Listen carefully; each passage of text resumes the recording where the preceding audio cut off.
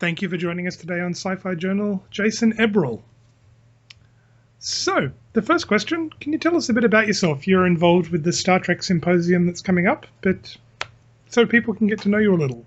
Sure. Yeah, I actually participated in the symposium 2 years ago at the invitation of Victor Gretsch, and was very happy to do so. It was a great gathering of people from different backgrounds. A lot of them associated with the University of Malta, but a few of us coming from different countries. My personal background, my PhD is in philosophy, and I'm very interested in the intersection of philosophy and pop culture. And there's a number of books on various pop culture phenomena and how we can draw philosophical lessons from them. And with respect to Star Trek, I've co-edited with a friend of mine, Dr. Kevin Decker, two books now on Star Trek and philosophy. The most recent one, called The Ultimate Star Trek and Philosophy, is just being published this month by Wiley Blackwell. Nice. And I also teach, in my position, I teach not only philosophy, but also I teach medical ethics in a medical school. And so some of the themes regarding how sci-fi, particularly Star Trek, has treated medical ethics issues or the portrayal of the medical profession has been a keen interest of mine. Okay. Now, your paper is titled. Sorry, 1 second, I will edit this. Okay, now your paper is titled Doctors in Star Trek Compassionately Caring, Correctly Kantian Zampolit. So what does that mean? That's a mouthful. What does that mean? So it's sort of looking at the so in Star Trek there's this principle called the Prime Directive. Yes. And the Prime Directive, of course, is a directive of non-interference with developing cultures, other civilizations, kind of a natural extension of the concern for intercultural, at least tolerance, if not appreciation, for the different values that different cultures have in our world today. And of course, in medicine, we also have this principle of respect for the autonomy of patients. And we actually train medical students in a lot of medical schools to be culturally competent in understanding the different backgrounds that their patients come from. So that all seems to cohere pretty well with the Star Trek Prime Directive. Nevertheless, sometimes adhering to that directive in a very strict sense can lead to action, doing or condoning actions that are not beneficent, are not in the best interest of patients or of a whole civilization. And so there's various examples of physicians among all the different Star Trek series and films either affirming and adhering to the Prime Directive in sort of a rigid absolutist sense, or violating it or stretching or bending it to adhere to more humanistic values in complex intercultural situations. Okay. Now here's the question. I talked to Steve Bine earlier, and Yes. we were talking about the Prime Directive. So do the doctors violate the Prime Directive more than the captains do? That's a great question. It's if they don't actually violate, they at least want to violate it sometimes more than the captains do. It kind of goes back and forth. So to give you two examples, there was an episode of Star Trek: The Next Generation where they encountered two cultures in the same star system, one of whom was addicted to a drug that they thought they needed to survive, that the other planet provided them. And so one culture was kind of enslaved by means of their drug addiction, at least economically enslaved, to the other culture that fed their addiction. But they didn't actually need the drug to survive. They did at one point, but now they'd cured the disease, but now we're addicted to this drug. And Dr. Crusher, having discovered this, wanted to spill the beans. Say, here's what's really going on. You're not addicted to this drug anymore. We can help you get off this drug. And Captain Picard took the position of, no, we need to adhere to the Prime Directive. This is a relationship between these two cultures that goes back centuries. it works for them, and even though we can't impose our own values onto them. Then there was another episode of the series Star Trek Enterprise, the most recent of the Star Trek series, where the doctor there, Dr. Phlox, they went on a humanitarian mission to a particular planet, and what they discovered is that there was sort of a bifurcated culture. You had a sort of a more advanced humanoid species that had technology and so on, and then a less advanced, kind of evolutionarily developing but not quite there yet humanoid species of lower intelligence and so on.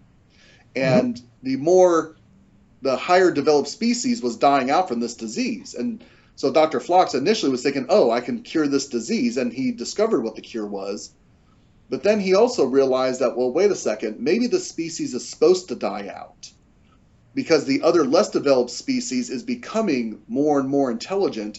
Maybe they're meant to rise up and displace and become the dominant species on this planet. So the doctor was actually arguing against providing the cure because that would be interfering with the natural evolution of the species on this planet. Oh yes, and this is before the Prime Directive too. Exactly. Yep. In fact, I think that was the episode in which Captain Archer, actually said, maybe one day my people will have some sort of directive to tell us what to do in these situations, but we don't have that yet. Yes, foreshadowing. Yes. So, physicians in Star Trek. What did you made reference in the abstract I read? You say correctly Kantian Zampolit. Zampolits being political officers. Mm-hmm. What did you mean? Well, first of all, I didn't come up with that particular title, but again, affirming what was intended with the title. The idea is that that physicians, even if the Prime Directive is not the absolute moral principle they go on, the physicians in Star Trek do adhere to some strict ethical standards. And so, again, it may not always be the ethical standard embodied in the Prime Directive, but if they're going to violate the Prime Directive or try and recommend to their captain that they violate it, it's going to be premised on some sort of Kantian principle of primarily respect for the inherent dignity of persons. You go back to the classic triumvirate of Kirk, Spock, and McCoy, and while they're all ethical, moral individuals, Spock is definitely the more utilitarian of the triumvirate. The needs of the many outweigh the needs of the few or the one, and that type of reasoning could then lead to disenfranchising a smaller group of people to benefit a majority. And whereas McCoy, as the passionate humanist, would affirm the need to respect the needs of the individual and the rights of the individual no matter what. And so that's where I think that McCoy and along with him the other physicians on Star Trek sort of represent that sort of Kantian principle of absolute respect for the intrinsic dignity of persons. Okay. So why Zampolit? Why political officer? Honestly, to be honest, you'd have to ask Victor about that because he's the one who came up with that title. And again, we didn't really talk about that much, and I interpreted it like, again, the idea of them, sort of representing that voice of conscience, which of course, a starship is a political community. So I'm thinking that maybe he's thinking that they represent that Kantian voice. I see. Yeah, in that political community. Not a political officer in the ugly sense that you found under communism. Right, yeah, not KGB or the Stasi or something like that, yeah. Okay. Yeah, the humanistic version. So, of the different doctors in the different Star Trek series, which do you think most perfectly embodies what you're driving at here? Oh, that's a great question. I mean, they all do to various respects. I would say I would say probably both Crusher and McCoy.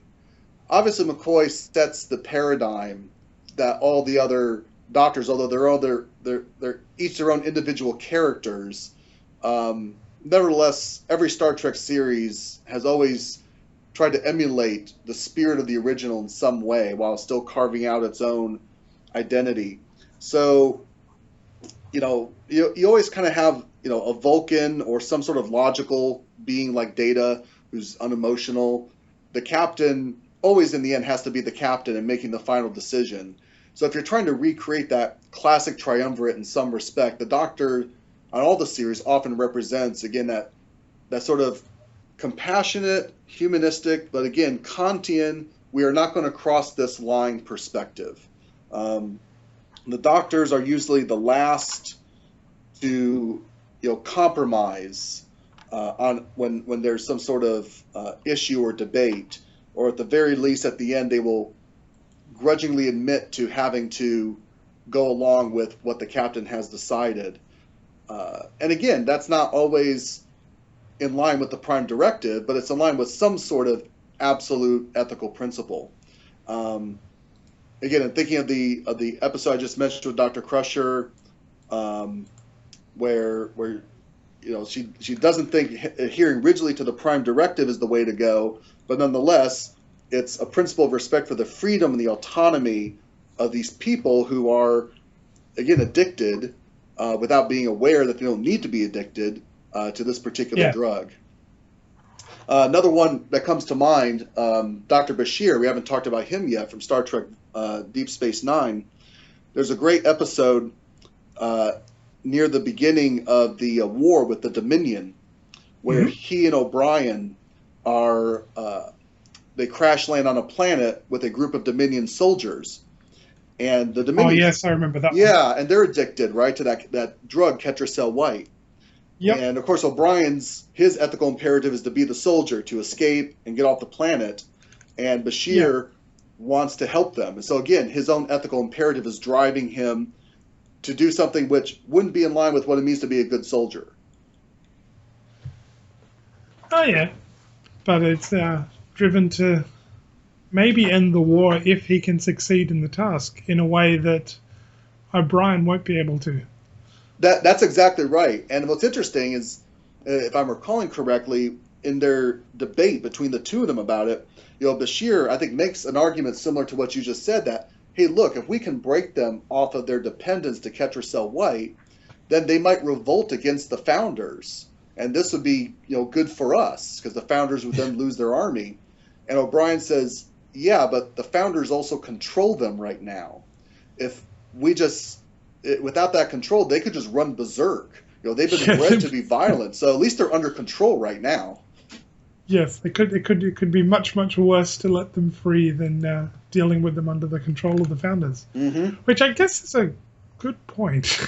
Well, again, it's sound utilitarian reasoning, especially because one could argue, again, importing Immanuel Kant, that the Jem'Hadar don't fully qualify as a persons because they've been genetically bred to not be autonomous.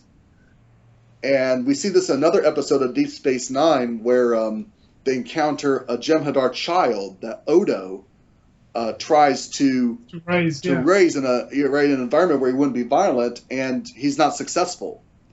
And showing that, well, maybe they should be persons, but they weren't engineered to be persons, and therefore they don't fall into that Kantian principle of respect for persons, because they can't really function autonomously. This is true.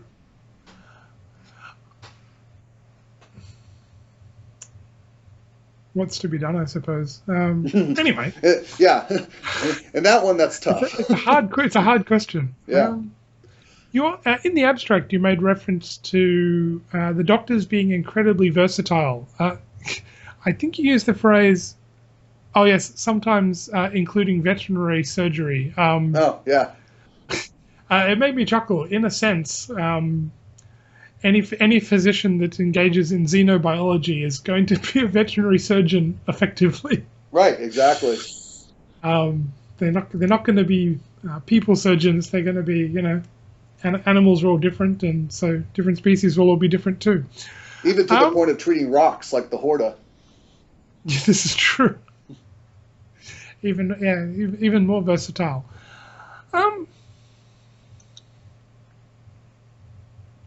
You described them as interdisciplinarians, but I suspect that's as much the need of the narrative in the story as anything else. Well, it's interesting. All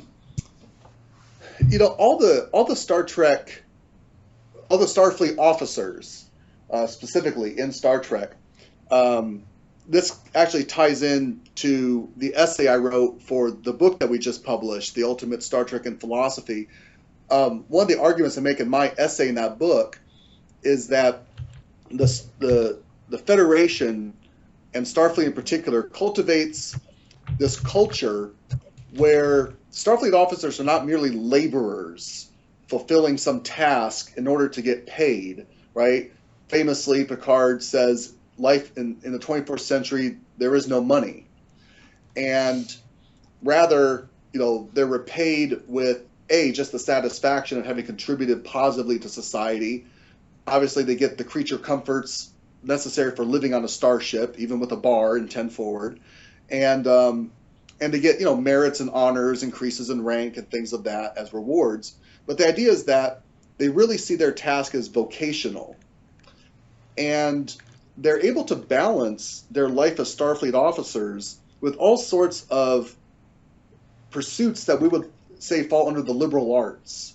I'm just remembering the scene in an episode of Next Generation where Wesley is getting ready to go through one of his entrance exams into the academy, another one that he yet doesn't pass, but until he finally gets in. But he and Picard are on a shuttle together, and Picard says, "Did you read that book by William James that I gave you, right? The famous 19th century pragmatist philosopher." And Wesley says, "Oh, a little of it, but William James is not going to be on my Starfleet entrance exam." And Picard laments, "The important things never are." And he says, basically, being a Starfleet officer is more than just about learning how to run a starship. And Picard himself, reads Greek, the Homeric hymns in the actual Greek, right? We see various Starfleet officers playing musical instruments and painting art and things of that nature. So my whole point is that the idea of being interdisciplinarians for all the Starfleet officers, but including the physicians, is they're not simply medically interdisciplinary, being xenobiologists, but also they are fully well-rounded, educated persons. Yes, they're more self-actualized, I suppose you might say. Yeah, that's a great way of putting it. Yep. So, okay. So, apart from reading the proceedings of reading the proceedings of the Star Trek Symposium to find out more about Star Trek and their doctors, where's a good place to find more of your work? So, like I said, in terms of my particular writings on Star Trek in particular, there have been 2 books published. The first one's called Star Trek and Philosophy, The Wrath of Kant, a little play there. And that was published a few years back. It's an edited collection of essays. And in that one, my particular contribution is about some of the bioethical issues that come up in Star Trek, particularly related to genetic enhancement and cloning. Dr. Bashir, of course, being a genetically enhanced individual himself. And then we just published, like I said, this new volume. It's a new collection of essays, 31 essays, called The Ultimate Star Trek in Philosophy, The Search for Socrates. So again, playing on the sequel title. And then I do other research that's very just strictly bioethics or philosophical. My main interest is actually in 13th century medieval thought.